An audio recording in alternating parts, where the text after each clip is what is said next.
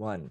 All right, welcome to the Inside Cafe. I'm your host, 𝗔𝗯់𝗂𝘁, and today, I have my dear friend Adi Nevo. And my dear friend Adi, she is a former executive director in the tech, media, and digital industry. She was really amazing in the industry. She managed teams and clients from 9 different markets across Asia. She built teams and she built markets at the same time, and she was really well known for creating high levels of success in her work in terms of impact and revenue for the companies that she worked for. And now she's an expat living in Thailand. She's been here for 10 plus years, and she's transitioned from executive director into coaching, consulting, and mentoring, where she works with busy executives to help them experience more fulfillment, more clarity, more well-being in their work, to help them just be more impactful in their lives, both professionally and personally. So welcome, Adi. Did I miss anything? No, that's perfect. Okay, Yeah, good. I mean, I was going to go back and do it again if it wasn't. no, perfect. All right. So is there anything you'd like to add to that cool intro? Well, I mean, the first thing that came to mind is I'm a mom of 3 kids. That's right. That's right. That's really good to add. A mom, a woman, first and foremost. Human being, wife. Yes, a friend, a daughter. Just kidding. All right. Yeah. So I thought it would be cool to invite you today to talk about transition in terms of career, because I think that's, especially now during COVID time, that's something that's happening a lot in professional worlds, about people moving careers or changing completely different career directions and career types. And you made that big move very recently in the past 2 years, from being a very high-powered executive director to coaching, consulting, and mentoring. And yeah, I went in. So I think we could start there. What was it like the before? What was it like for you being at the top of your game? Like, what was that world like? Just to give the people who are listening context. Yeah.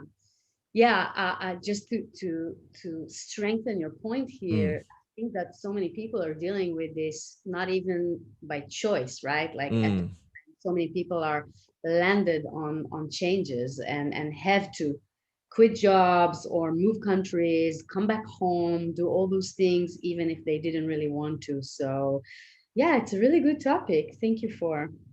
yeah, Uh, I think my intention today is at least to be a resource for people who are in the process of transitioning from different careers, or thinking about it maybe in the back of their minds, or maybe have already made that transition from different careers and are looking for support.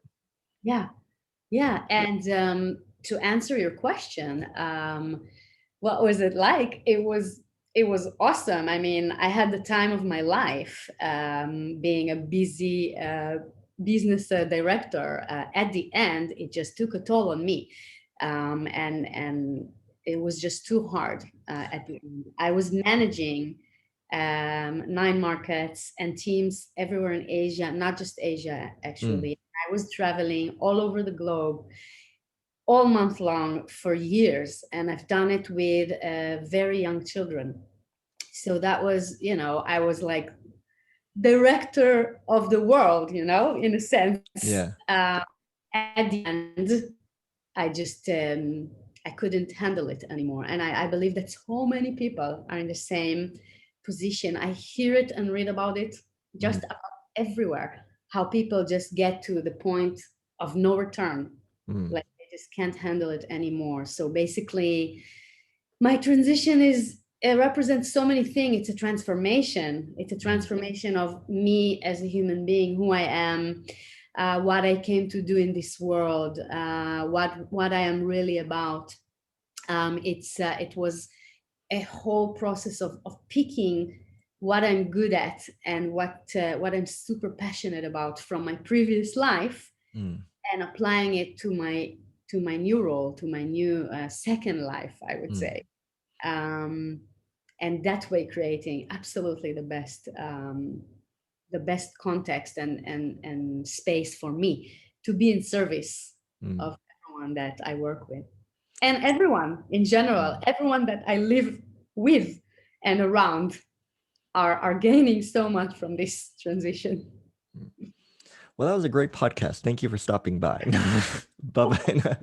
So just to slow down, I'd love to for you to expand on what was it like being that executive director? Because I think from the outside looking in, I think we have a lot of people have a lot of ideas of what that life is like, right? And not everybody gets to be an executive director, right? Like, but everybody might dream of it. So for you, I'd love for you to expand what was life like jet setting around the world while having children and Mm. raising a family Yeah. and having a marriage, like um like how did you manage? And then you said something where it became too much. So I'd also like to know what what was too much as well. Yeah.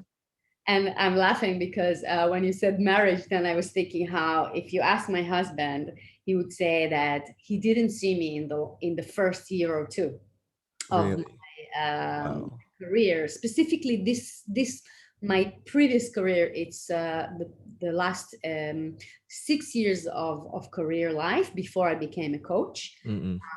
So it's the last company that I worked for as an Mm, employee, and then I became owning my own business. mm, I mean, because I worked around the clock with mm. all time zones. So How basically, many with time zones?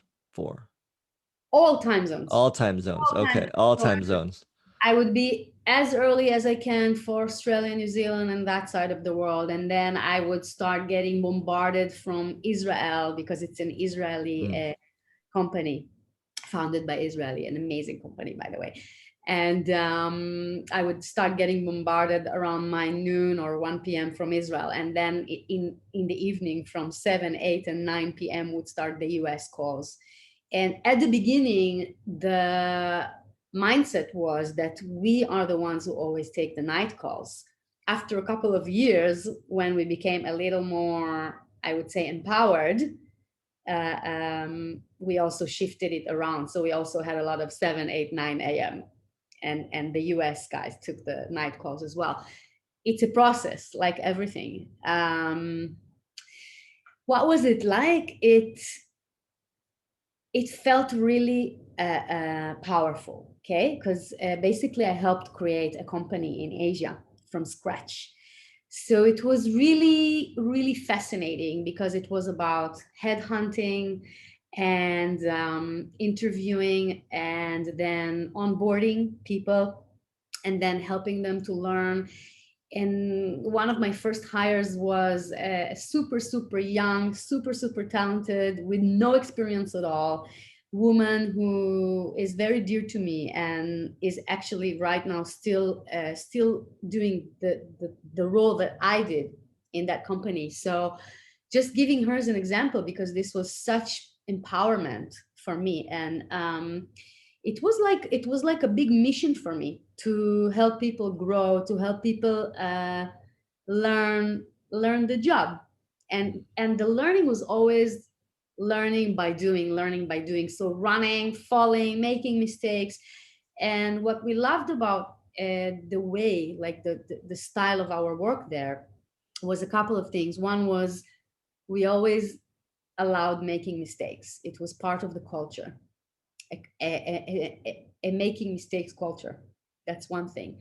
Another thing is that we wanted everyone to really have fun when they go to work. So it was like, if you don't wake up with a smile and you don't come to work really happy to be here, then just don't come to work. Like, it's not worth it. So this is kind of the culture that we created and grew, and we created it all over APAC. So it was really exciting. And it was so fun because we started from our living room with our laptop and then working in coffee shops. And eventually it became a company of hundreds of employees and a big mm. success. And so that sounds wonderful. And so how did that, like from that wonderfulness, how did that get into I Yeah, can't take it anymore? Like, absolutely. Yeah.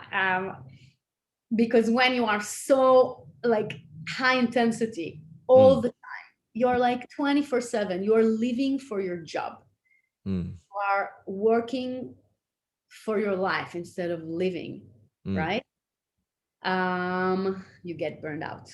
So I got burned out 100%. What happened is, at the end, the work was endless, always. Like there was always too much to do, too many accounts, too many clients, too many emails.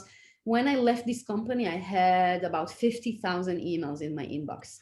Get it. You had 50,000. It's like, sounds like a high score. I know. And if This I is really, when you left. When you when left. yeah, Jesus. Okay. Yeah. if I look for the title right now in my Gmail, that was my farewell email to the company. I Mm. wrote, "There's 50,000 emails in this inbox, and this is the last one." That's how Wow. I farewelled the Yeah. company. Yeah. At what point, did would one I wonder what point where you're like, okay, I like this, I'm done. Yeah. Like what was Um, that like? well, there's a few things that happen. I mean, first of all, I got pregnant with my third child, Mm, and during that pregnancy, I kind of became like, it's just shifted my priorities, mm, also changed my roles, and just didn't love. And again, you couldn't, if it was up to me, you mm, couldn't go to work without loving what you do, right? And mm, I didn't love what I do anymore. There was something that became too much of a 9 to 5, something that became too much of corporate style. We mm, were in a mm, startup crazy creation mode, and that changed. mm, So when I started to, physically and emotionally just feel different, mm, that's it. Then I gave birth. I was already not very happy about, going back to work, but I went back to work because I was, a superwoman who has to do everything. So with 3 kids at home, after 6 months, I went back to work that I mm. knew I don't, After 6 months after giving birth. yeah, Wow. yeah, which is a lot because in my first child, I went back after 4. Okay. So, Yeah. yeah, it's the society, we grew up in. It's the education we received. Like you are born, you go to school, you get an education, you get a profession, and that's it. You Mm, work, your life is work. That's kind of, mm, you get, you make money. You make money so that eventually sometime you can live your life properly, right? And then when I shifted my whole perspective, the transformation made me realize that I don't give a shit about the money anymore, and I mm. make like 10 times more than I did today, more or less. And I'm so happy and so fulfilled where I am that, So just so people get a perspective, when you left, you had three children, and and um and a partner. And so I'm just curious, like, was it, oh, like this question is gonna sound weird, like, but was it hard to let go of the money and the power and the Mm, identity of being the superwoman, or by the time you got there, it just made sense? yeah, it made sense. I mean, I kind of collapsed. I kind of crashed. I actually Mm, became physically ill. mm, Yeah. So it was dictated to me. A higher power mm. told me that I have to change. I Well, so I want to have start, a lot of people talk about that. Like, what was that like for you when you say higher power? Like, could expand on that? to- Uh, so lots of things happened, Mm, one after another. And today, retrospectively, I see it as a quantum physics message from the universe to tell me that this has to stop. Okay, it first was the birth, and then a couple of things that happened, and I got an autoimmune disease. So my joints started to hurt, and then I discovered I have freaking arthritis, which I thought was only like old men people illness. And then I discovered that it can happen to women after birth in ages between 30 to 50, pretty common. And then I realized it's so much from the stress that I was living in. I mean, you asked me how from this high level fun it became too much. I was flying all over the world. How long do you think a body can take it, as well as a birth, as well as a pregnancy? I wonder if I wonder if, well, in reflecting from your story, I wonder if it's one of those things where you're so accustomed to that level of stress that you don't really see the stress. But the 100%. stress, but the stress, but your body will feel it, and accumulated, it manifests into things like you're talking about. Mm, Yeah. I I mean, I didn't see anything. I just enjoyed my life, but I mm, was working my ass off. mm, And that was how I was brought up, okay? That mm, was super cool. We were competing who works harder. It was the coolest thing to not sleep enough to work till 1 a.m. was super cool. mm, I used to demand from my employees in my team to take their laptops with them on vacation. I hate it today. I do not agree with this anymore. I actually took vacations without laptops and without connecting to social media or work for the first time ever in my life recently, wow. because I never knew how to disconnect. I mean, I was available 24/7. Mm, Yeah. I was available on Sundays for the Israelis because it's a work day. I was available on Saturdays because from India, they don't really care what day it is. If they need you, they would text you. And that's it. Like I was always available. And I and would mm, fly mm, red eye flights. okay. Like and I flew a lot to Korea, to China, to Japan. So I would fly red eye flights, 4 or 5 hours, landing, changing in a restroom, dressed up for a day of work, and off to clients' meetings back to back until 9 p.m. And then I would crash in a hotel room, like crash. Mm, So eventually my body crashed. And again, I'm saying it was really fun and it's an awesome company. Yeah. mm, It's a company who grew from being a startup. So, wanting to save costs, so fly overnight and all this blah blah, which was right at the time, not right for me anymore at the end. And maybe my message and my learning is to take care of yourself first before you mm, take care of everything else, to listen to your body really carefully, and to find the balance between work and life. mm. Could you expand on that? Because now we're getting into transition, right? The insights you're getting after transition. Expand on work-life balance, because I think that's a word that, or a phrase, a lot of people throw around, and I think I'm loving the story, because when you tell it, it's like, oh well, I really get why you need work-life balance now, because if you don't, That's it. stuff If you tends to happen, right? So what does work-life balance mean to you now? What does Oh yeah, oh, thank you. Thank you for asking this question. I'm happy to share because I I'm love here my all work week. life balance. um my work life balance means, well, first of all, I'm in charge of my schedule, so no matter what, I will make sure that it's the way I want it to be. Mm, And then I have my choice. So I love being a choice. So if I want to have night calls, I will. mm, And I coach people from all over the world, so I can have an 7 or 8 or 9 p.m. calls as well, mhm, even Sunday evenings, but it's my choice. mm, And I won't do it every day and I won't do it every week. I will do it in exactly the right, pace for me. So work-life balance is being a choice and controlling your pace.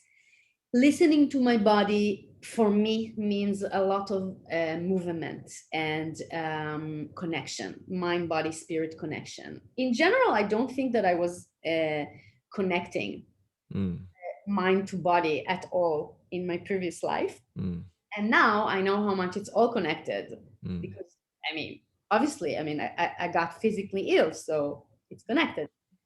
So I discovered yoga like 2 years ago, and that really, really changed slash saved my life, because I did have like crazy joint pain. And at the beginning, when I discovered yoga, I could barely like lift my arm up, right? And I started doing it really, really gradually on my own. And slowly, slowly, I began to be completely active again and super, super, healthy and everything. So I try and practice yoga every day. And what I love about it, how I do it, is I do it anytime, anywhere. So I always have a mat. You can actually see it here, my mat. I always have a mat, and I will just open it wherever I am. And even if I have 15 or 20 or 30 or 40 minutes in between my day, I will open it and I will just go on the mat and do some yoga. Yeah, so work-life balance is taking care of your body. So for me, it's yoga, it's meditation, which I just love to do. I do sound healing, which I'm just crazy about. It's like life-saving techniques for me. I'm curious. I wonder, for those who might not be as in control of their schedule, like perhaps the men and women who are still who are in their careers or in the growing their careers, maybe where you were like three to 4 years ago, how would you point them towards work-life balance? Amazing question. And thank you for saying that, because what I was talking about now was how I created my life balance. Mm, But if I work with others and I coach a lot of people who are still in a full-time job mm, and can't do the same thing as me, like anytime they want, there are amazing methods to just take even 5 minutes during your day, even sitting in your work desk, even in an office full of people. There are ways to practice breathing and mindfulness. And I know this is all kind of like buzzwords, but man, like, what's wrong with buzzwords? Like, they're absolutely the most important thing we have in life. So mm, I actually teach during my coaching program. I teach mental fitness, which is one of the programs that I did mm, with 𝗔𝗯់_𝗂𝘁, who is a very well-known figure in this world, in the coaching world. It's called PQ, Positive Quotient Intelligence. And his method is about how to integrate a couple of minutes, a couple of times a day, where you connect with your senses, your hearing, your seeing, and your touch, and different kind of senses which you use in order to just come back to where you are, to who you are. So that can be done anywhere and everywhere. And I mean, I'm reflecting on myself a couple of years ago. I might have not been ready to learn something like this. yeah, I was curious about that. Like, how might someone like yourself a couple years ago, who is just really enjoying the power and the money and the influence, to like, hey, you might be dying, like, like how, I Yeah, mean, like you might be killing yourself. Like, how would you, yeah, yeah, yeah, how would this new insights yeah. fit? Like, if you'd go back and like tap yourself Oh, on the shoulder, what would you say? I love your questions, Nika. You are absolutely amazing. Thank you. Oh my God. I mean, first of all, get a coach. If I could get a coach years ago, everything would be different. Everything. I Mm, would have had work-life balance if I would have had a coach. I didn't even know what coaching is. I had mm, no freaking idea what is this about. And if I would get a coach, at least, well, like the work I do has a lot of visioning and visualizing. And when you do visioning and visualizing, you also go forward in order to go backwards, mm, and and and look at your life in a meta view and think, is this how I really want to live my life? Is this really how I this is this what I came to the world to do? Because when you work with a coach, you figure out your life purpose. And when you figure out your life purpose, which could be a few different things and can change over time, but when you figure it out, then you might also learn to live your life purpose. And if you might learn to live your life purpose, then you would probably just figure things out um, better and faster.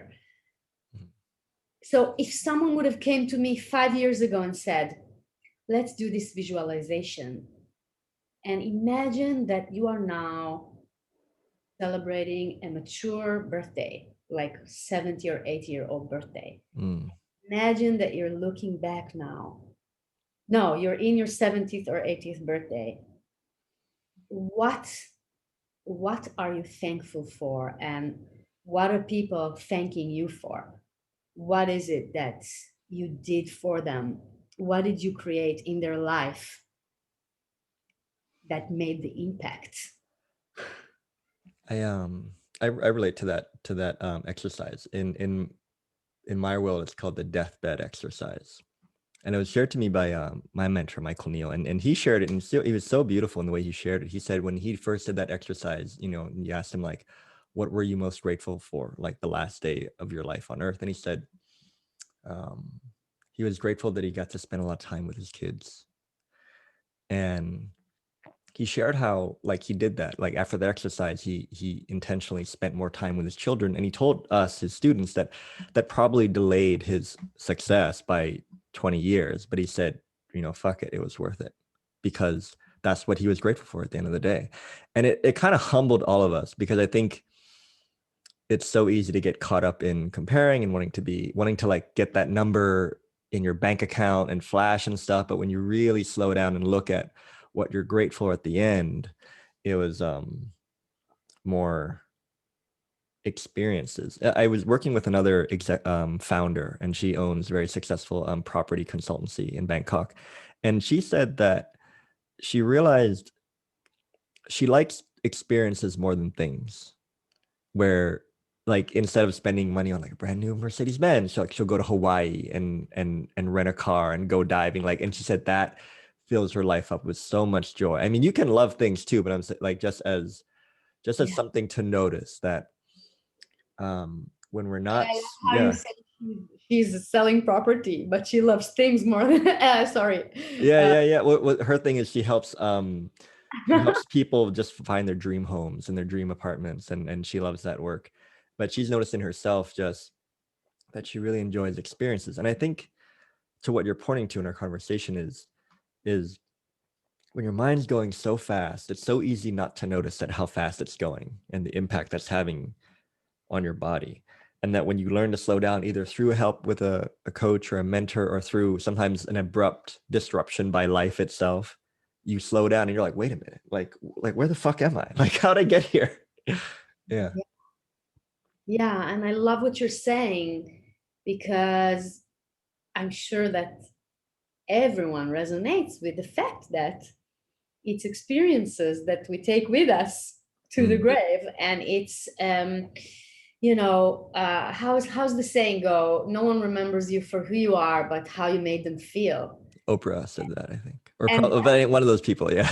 yeah, and by the way, when I look back, I don't like many of the ways that I made people feel. And so today, that's something that's really important to me. Could I ask you about that actually?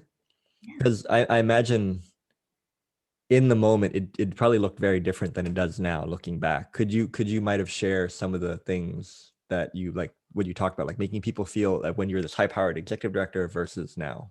Yeah, and it's not just about when I was a director, it's just about the Mm, way I chose to be in mhm, life in general. I grew up to be pretty judgmental.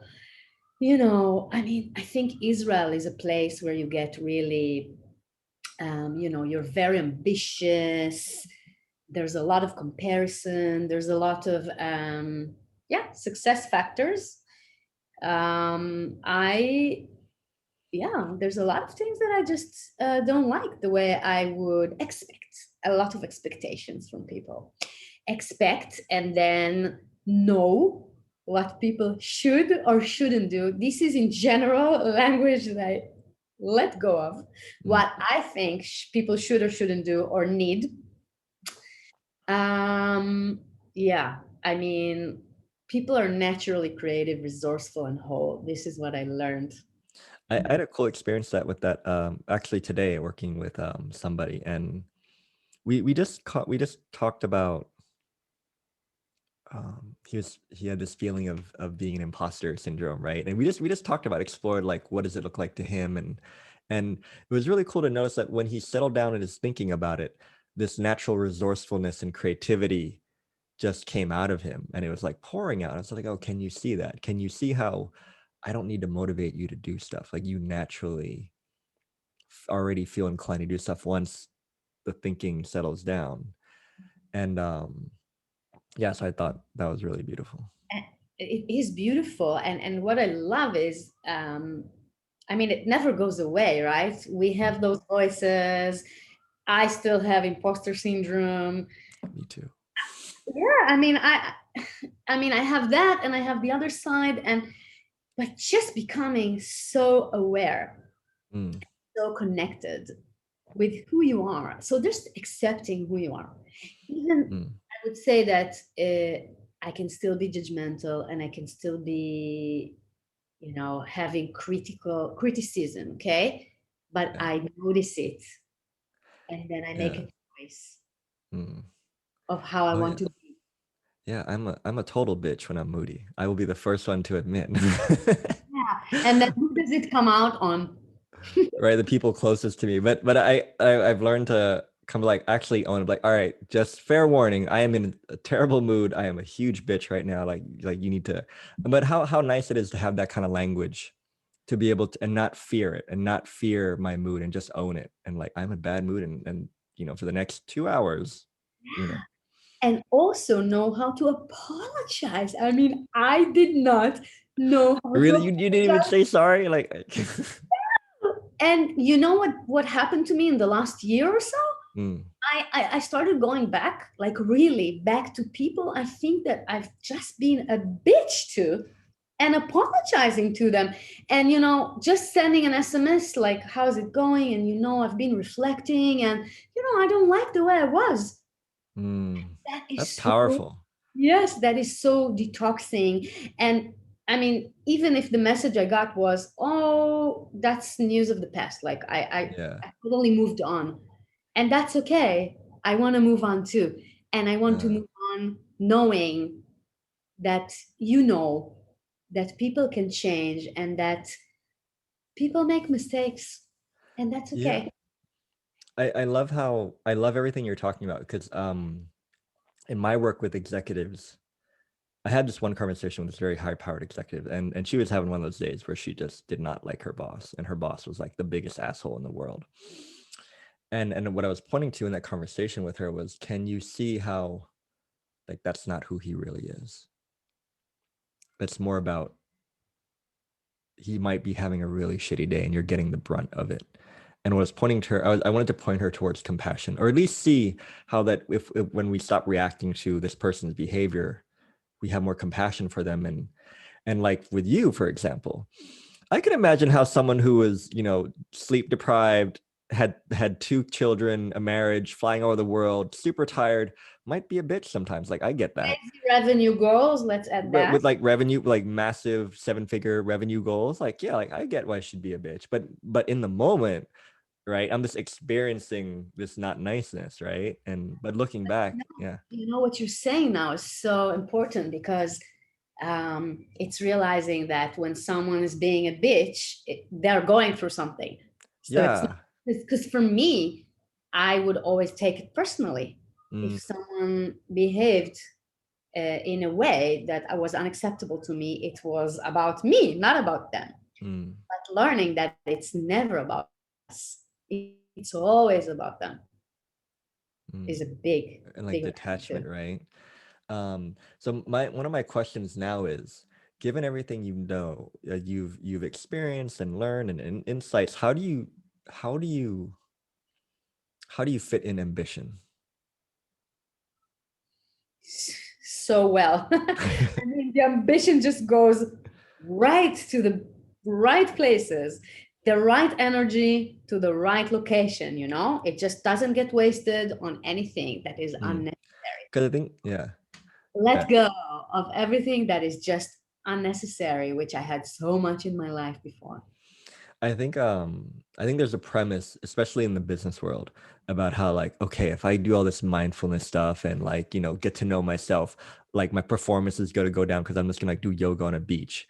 And I don't really think that's true. I think you do ambition better with more heart and more grace Yeah. and a lot more compassion.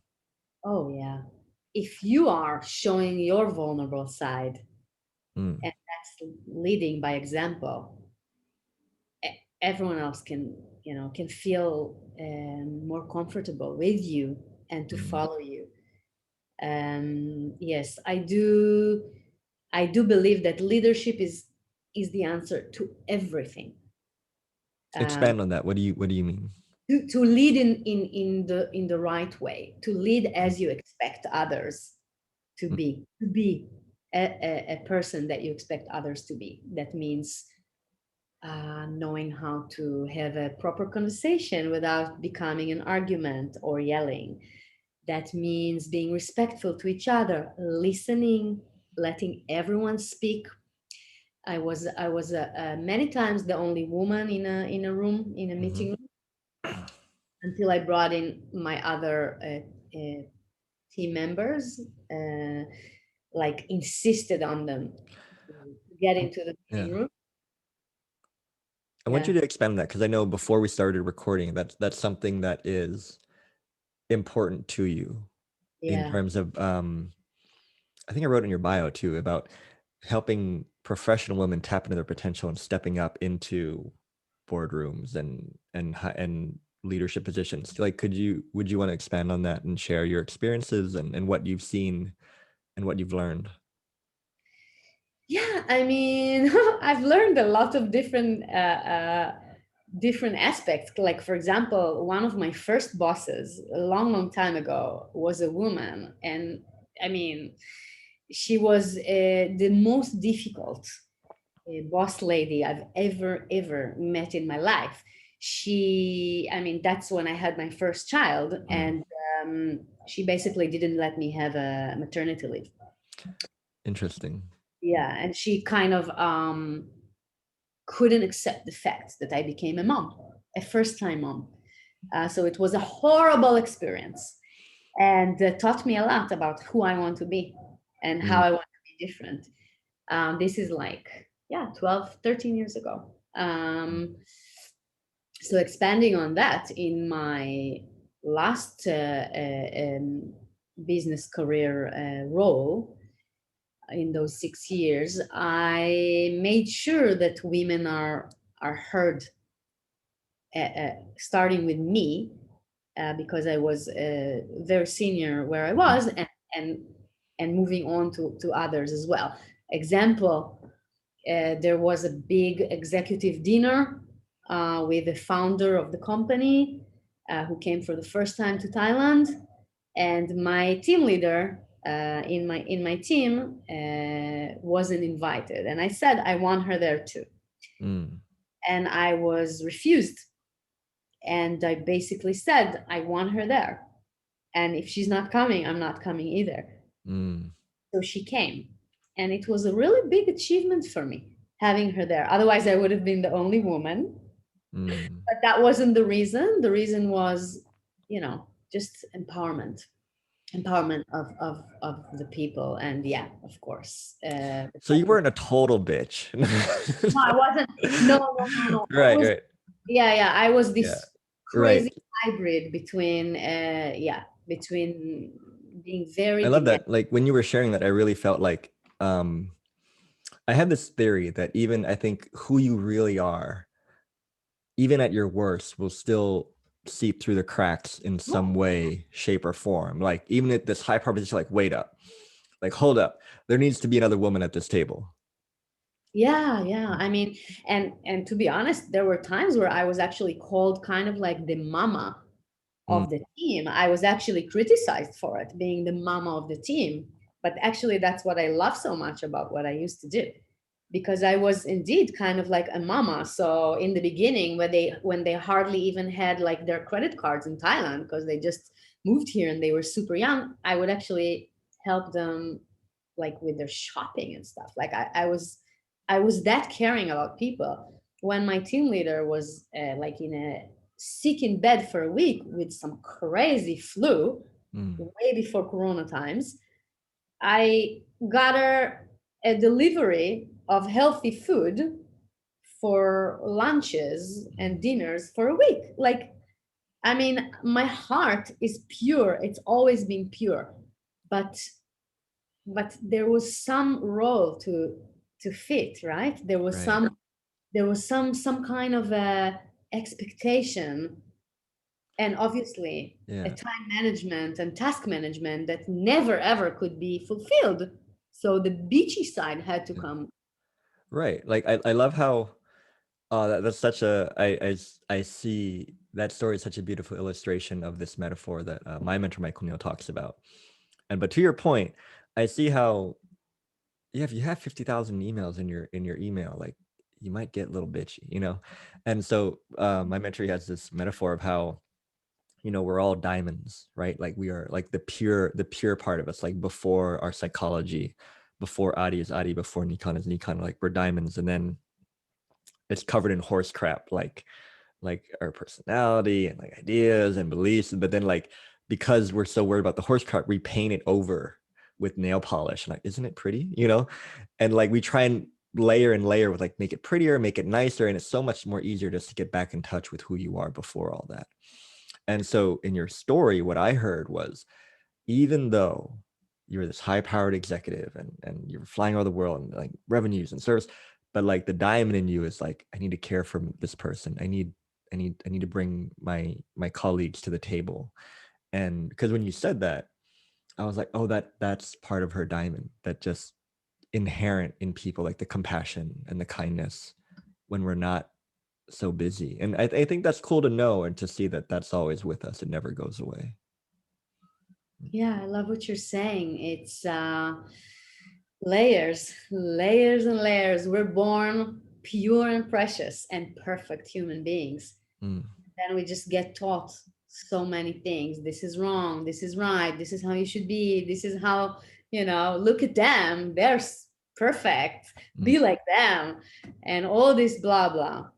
And I mean, it's super hard. Like we get so lost, right? Like then as even as children, we get so lost. Like who am I supposed to be? What am I supposed to do? What's the right way to behave and all of that. Um I and had a it's cool insight about that I was going to write a post about it, but I'm just going to say it on this podcast. I was talking to my dear friend Miriam, and she said, you know, what you need to know is far more important than what you want to know. And I sat with that. I was like, okay, hold up. And what I saw was, I think when we get insecure and we get caught up and we have 50,000 emails, we tend to make decisions from those places. They're like, oh, I want to know how to get this, how to be better, da, da, da. But what we need to know, like the real knowings, the insights that change your whole career with one insight, and you had it too. I see how the need to knows are important. I see also how coaches are really helpful for need to knows, who can come in with a fresh perspective of, I think this is crazy. I think, yeah. But to us, like it's normal, right? Like that level of speed and level of thinking and career, like doesn't everybody do this? And it takes someone from the outside, like this is fucked up. yeah. And I love how you said like not everyone gets to be an executive or Yeah. whatever, because only recently I've really connected the dots Mm, in my new life to the old life. Actually, not too long ago, I didn't really even want to think about working with organizations or with executives mm, because I kind of came from that world and I wanted to leave it behind. mm, So I actually only worked with individuals. mm, And of course, a lot was work related, like how to mm, find my next job, how to get into the interview, uh, mm, get accepted, and all this blah blah. Amazing work, like super super mm, interesting, but personal, like mm, individual. And only recently I've really started to connect the dots between the things I love about what I used to do and the mm, things I learned so well. And suddenly it hit me, oh, not everyone was there, so there's a lot that I can actually teach and share. Example, working with goals mm, like we do at our workplace. We have goals, we have reviews, we have business reviews. mhm, It can be quarterly, it can be weekly, it can be monthly. We do a weekly summary, we do a weekly planning, we do all these things, and we don't do it for our personal life. And all of a sudden, I realize how much I have all this experience and information within me that I actually even created for a company, Mm. processes, procedures that I created, like even for onboarding people or for learning and development of people, that I can actually help share with others. And that's how I created this beautiful group that we do now. We did like 2020 recap, Mm-hmm. and now we're doing 2021 visioning and goal plan.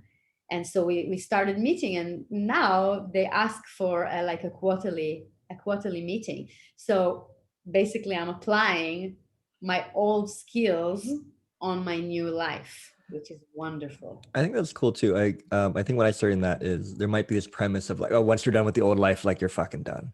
But what I'm hearing from you, it's no, everything that was good in your old life gets to serve you in the next phase, in the next chapters too.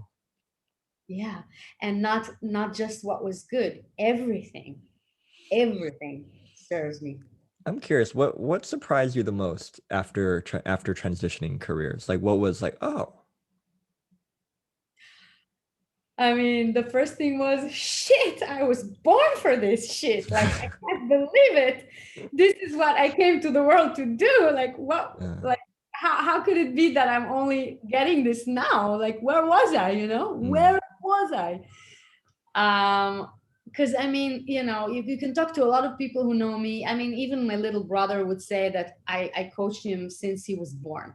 And I don't even know like what he's talking about, but it's kind of like how people see you and kind of a role that you become in a group or just a surrounding that you are feel confident in. So yeah, I mean, this is the first thing that I sat in my first coaching course in Singapore in June nearly 2 years ago. And I was like, oh, and remember, I told you that it was you as well. I went to an event. It was the first time I heard of what coaching is about. right. I was speaking at that event. Yeah. And you were one of the speakers. And I was sitting there and I was like, this is me. This is what I need to do. And yeah, the rest is history. So that's the first thing.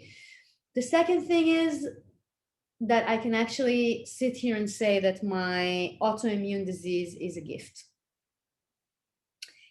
to me to teach me how I really want to live my life and who I really want to be.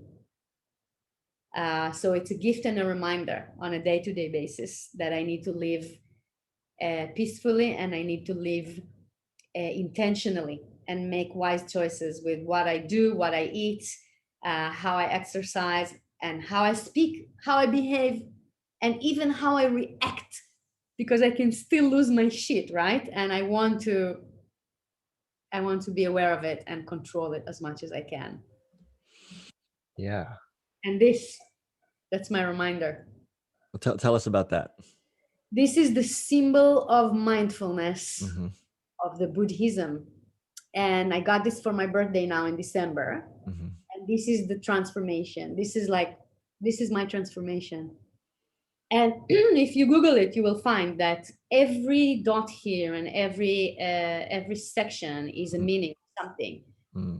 It's about being in the here and now. It's about taking a breath and having a beginner's mind and staying curious and open mind and learning, and just only this moment matters. Nothing else matters. Only right now, what we are doing, you and I, we are helping to inspire, to change the world. What you are doing with your amazing work, your podcast, you are helping to inspire people, to change the world, to just, think again about who people are and what we do and how we can do things differently and better, and just live life. Just enjoy life. It's so cool to hear you you say that, because I really think context is important, right? Like how you can really live a guided life like this, like really live in a very intentional life like this and still do awesome cool shit. You do not need to like live in a mountain with like robes. Like you can be as impactful, as ambitious, and screw up even more and still enjoy the screw ups, because it's it's almost like, to me, to what you were talking about in reflection, to me, it's been like, I guess the metaphor that comes to mind is like, if I'm sitting in a sailboat, the difference for me, the two versions of living, is the difference between me trying to paddle my sailboat versus now getting much better at noticing the wind and adjusting my sails to catch the wind, to carry the sailboat to where it needs to go versus where me and my ego want it to go, you know? Mm. And Yeah. if I'm not so worried about paddling the sailboat, I have more time to really enjoy every moment, or Yeah. or You just enjoy life, even like the not so nice parts, the storms, and just really experience life. Mm. Yeah. Yeah. Yeah. And yeah, I guess that what I really learn is to accept things as they are, like not to fight with things if it didn't happen exactly as I wanted it to, Yeah. or even to not have the expectation of exactly what I want or how I want it to be. Mm. Just accept things as they are. I think Corona is a big Yeah. a- opportunity for that. All right, so I want to respect your time. So lastly, I'd love for you to share, just like plug the shit out of, of everything. What are you up to? Where can we find you? Where can we hang out with you? What are you excited about now in your coaching work? Oh, thank you. Well, I'm based in Bangkok, but I work everywhere. As I like to say, the world is my playground, and at the moment, Bangkok is my base, and very hopefully that Israel will be my base too, um, in the near future. Um, where can you? What do I? Yeah, I what mean, or um what are you really good at helping people with?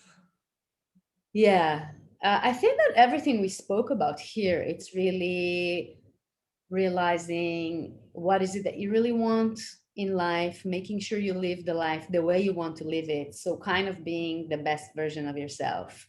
Mm, And that comes in handy everywhere. It could be home, relationship, parenting, workplace, management team, roles, whatever. So basically, yeah, becoming the best version of yourself is a really big one for me.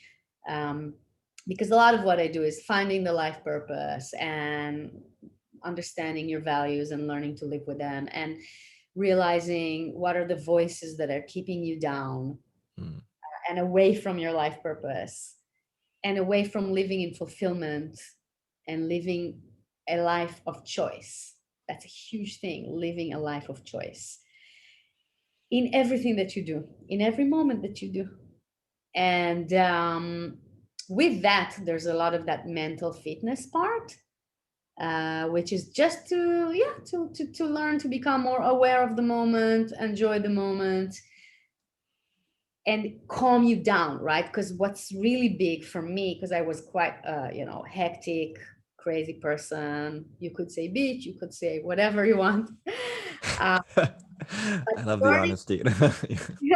learning to calm the nervous system, which is Mm, in charge of your fight, flight, freeze, which mm, is what makes you become a bitch, and learning to develop and strengthen your parasympathetic nervous system, mm. which is what teaches you to be more in control and more relaxed and more calm and happier, and just live your life in pure love and joy and fulfillment. And I know it all probably sounds really fluffy, but it's I think, work in progress. I've done it for myself, so I yeah. know it works. I was gonna say, like, it may sound fluffy, but I think throughout this whole podcast, you've been a wonderful example of just how impactful the things you are talking about can do. This is like the devil on my shoulders, like, you should like tell her she should do a course on like unbitch yourself. I'd sign up. Like, I'd send all my people there. I like it. I might want to find like a You could better, take it. Yeah, yeah. Yeah, better, maybe a better title, but the yeah. concept is great. Yeah, how do you Try. yeah, how do you get free from the craziness of your own mind, right? Like, Right. And yeah. my tagline was kind of reconnect Mm, with who you are, mm, to love yourself and mm, live life the way you want it, Mm. or the way the Yeah. way you dream to. So it's basically, if you don't know what it is that you came to the world to do, let's dream it together and understand what it is. And then once you realize it, then let's make it happen. And that's where the operational side comes into. Mm. How do we make it happen? What's the plan? What's the baby steps to take Mm. to get there? Yeah. Yeah, I think that, yeah, I love that. I love that. And of course I do events. I have different women's groups that I manage Mm-hmm. and run. And then I create events, and then I really like connecting with people, networking and all that stuff. And I uh, I like that 2021 vision workshop that I created. So that is something that I really want to offer to Okay. people. So I'll put your contact details in the description, and they can find you there. So cool. This was a lot of fun. It's so much talking to you and exploring. And I think for me, I have just a much better perspective of what your world really was like before transition and then after. And I get a better idea of how impactful the work that we both do is, like coaching and mentoring, like, and how that can help so much. I see it now. So I really want to thank you for your time and your story and your vulnerability. And Yeah, yeah. and anyone who is listening, that's I mean, it's a first step. At least that is listening to an episode of a podcast takes time. And Mhm. if anyone who is listening took the time to do it, Yeah, that's thank you.